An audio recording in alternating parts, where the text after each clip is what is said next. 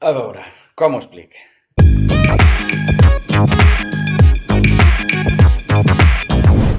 Nosaltres volem començar a fer un canal de YouTube perquè hem vist que de contingut a les xarxes en mallorquí hi ha poca o ninguna cosa. A part de Miquel Montoro, evidentment. O sigui, jo m'estic referint a contingut mainstream. Simplement el que volem és crear un tipus de contingut en mallorquí que a nosaltres ens agradaria mirar en el cas de que nosaltres no fóssim nosaltres, sinó que fóssim unes altres persones que ens miren a nosaltres. M'ho entès? I és un poc el que farem. En Guillem Casals farà una secció, amb Naitor farem sketches, amb en Joan Casanyes farem altres coses, no només farem màgia. De fet, avui havien d'anar a fer skate, però ha plogut, així que la riera estava banyada i... Per què no dir-ho? Jo encara estava en el llit quan en Casanyes m'ha dit que estava tot banyat. Ha estat més vagueria que una altra cosa. Nosaltres no tenim un nivell d'en Tony Hawk, com per dir, un veciot no molt molesta. Nosaltres un veciot és un braç romput, pràcticament. Segons estudis fiables, que ara mateix no me'n recordo els noms, però són fiables. Jo no ho soc, però els estudis ho són, de fiables. El català està ahí, Anem a crear contingut per entretenir en aquelles persones que volen veure coses com La Resistència, o com Leitmotiv, o com el Rubius. Fer un gameplay d'Among Us, però en mallorquí, no sé, fer una secció de coses cutres, plantar patates, no, perquè ja ho fa Miquel Montoro, però alguna altra cosa. Així que res, ara vos deixo amb una petita secció que he fet. Tornem a ser aquí. Sí, pensàveu que ara vos havia muntat el vídeo del segle, però clar, si això ha de ser regular, no puc estar editant un vídeo durant una setmana. Així que res, comentaré les cosetes que he vist.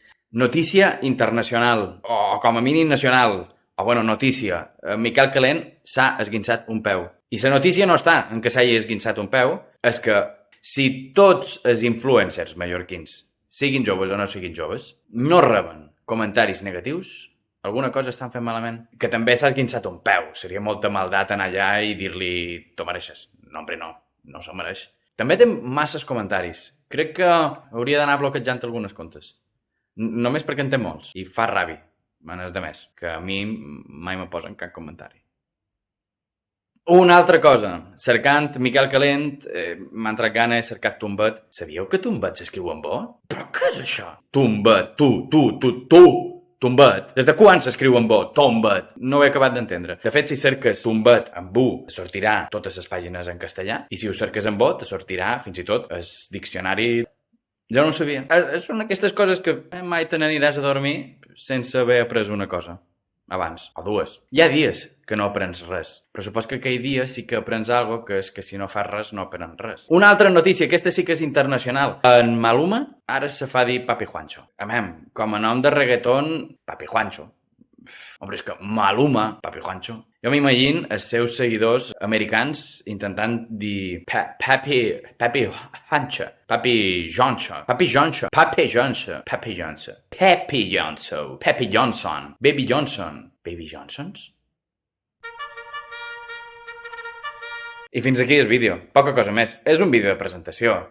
Espero que els pròxims que venguin siguin més divertits, sobretot perquè ara vendrà un d'en Guillem, que jo ja l'he vist, que en Guillem ha fet el seu vídeo abans que jo, que sóc el que vaig proposar de fer el canal, o sigui, que reconec que me fa un pot de vergonyeta que hagi estat en Guillem el primer en fer un vídeo. Procrastinadors al poder. M'ha costat dir procrastinadors. Vosaltres no ho heu vist, però he fet un parell de preses. Procrastinadors al poder. Bé, això. Salut i mos veiem en pròxims vídeos.